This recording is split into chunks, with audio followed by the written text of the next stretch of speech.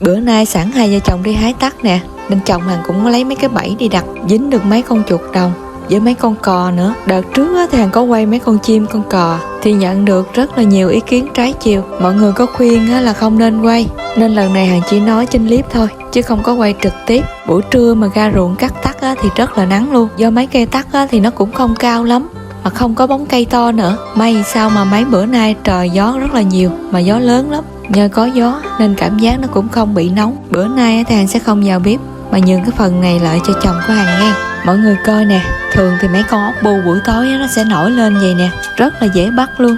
Cái mớ rau chồng hàng hái thì có rau răm nè, diếp cá nè, lá quế, rồi rau má nữa. Chuột với cọ thì sẽ chiên xả ớt nghe.